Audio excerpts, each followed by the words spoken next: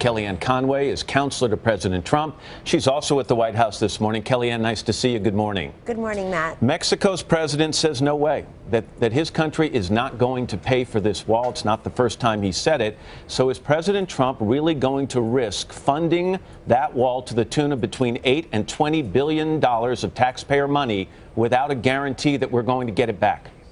President Trump has been very clear and consistent on this point, Matt, that he's going to build the wall. Mexico will pay for it, whether they pay for it straight out or it's reimbursed later on after congressional funding. Let's talk about what this wall means and what executive action yesterday really signifies. It's a construction of a physical wall in our southern border, and it really, in addition to it, we're allowing more tools and resources for our law enforcement officers and our border agents. Yeah, but this payment issue, Kellyanne, is a big issue.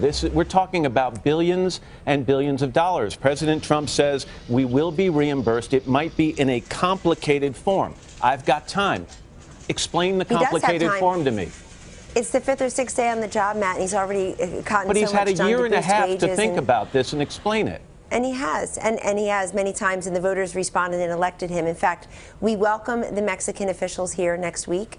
We know it'll be a productive but far-reaching conversation, and we know that Americans are tired of people and drugs spilling over the borders into our communities. That's what this is about. It's about being a sovereign nation. The United States of America spends billions of dollars protecting other countries' borders. It's high time we spend some money protecting our own. However, you keep saying he has explained it. Even as late as yesterday in that interview, he said it will be in a complicated form. He didn't specifically lay it out. I'm asking you, can you do that?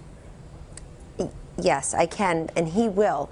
And he wants to give the deference to his meeting with the Mexican president and other Mexican officials before he announces that. I mean, welcome to Washington is hardly breaking news to talk about the complication of funding new projects, and that's what this is. But look, yesterday was very important for many reasons. He made good on a centerpiece of his campaign that helped him win the primaries and indeed the election. In addition to that, he's going to take this money away from sanctuary cities because Kate Steinle ought to be a household national name. She was murdered by an illegal immigrant who had been deported 5 times, who had a criminal record.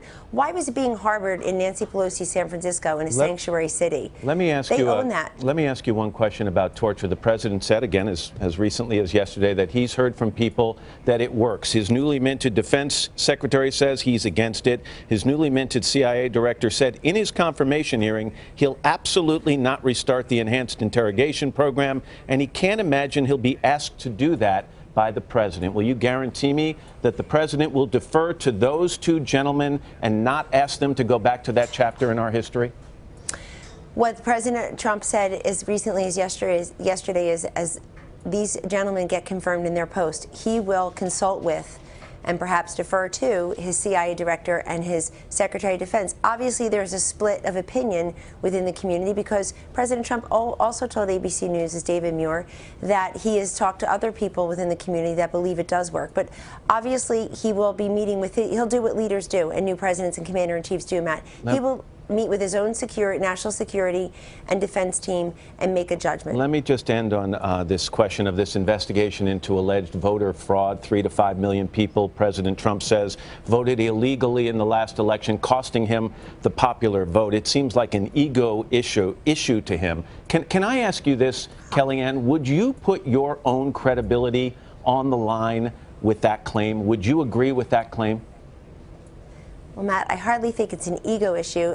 One person, one vote is a hallmark of our democracy. Even your own Pete Alexander just admitted that these registration rolls are a hot mess. But that is not voter fraud.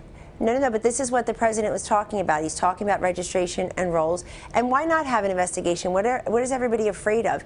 He has said he's put his evidence on the line. He's like to put his evidence on the line, have an investigation, and see. And I just want to correct a part of your reporting. I talked last night with Tiffany Trump, and she said it is flatly false that she is registered in 2 states. And I recall talking with Tiffany all through the fall when she was trying to make sure she can re-register in New York to vote for her father. She had been registered in Pennsylvania and went through the process, said it was very Byzantine and took a long time, but she said that she is not registered. What about Stephen Bannon? Is he registered in 2 states? I haven't discussed that with him, but I can guarantee you he didn't vote in 2 states. But doesn't it prove the point that even people who are trying to follow the law, they haven't been purged from the rolls where they clearly have said no, taking off the rolls? No, it proves the point that you can be registered in 2 states and not vote illegally in 2 states and sway an election.